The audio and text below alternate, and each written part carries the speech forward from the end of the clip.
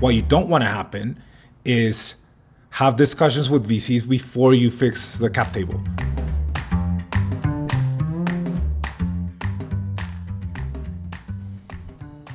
There's something that investors really don't like, which is weight on the cap table. Now, weight on the cap table is essentially an individual or an entity that has a bunch of equity in the business, like a sizable stake, and it's not very useful. Like they don't add value. So an example of weight on the cap table would be a co-founder, one of these co-founder that works part-time and has like 10, 20% of a business. That's just like too high, and that feels like weight on the cap table.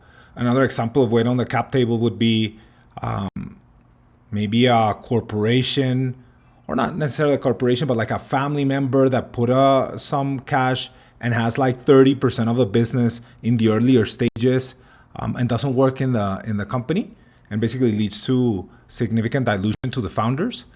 That's weight on the cap table, and that can be a significant red flag. You can hear funds saying, no, that cap table is fucked.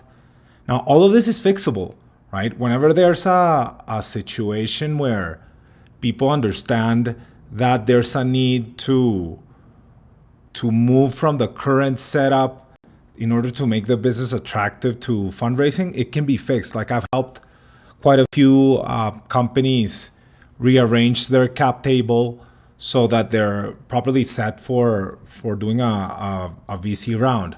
Now, that would require the team that works in the business to have the lion's share on the equity, and that would require people who have sizable stakes but that are not adding value to reduce their stakes.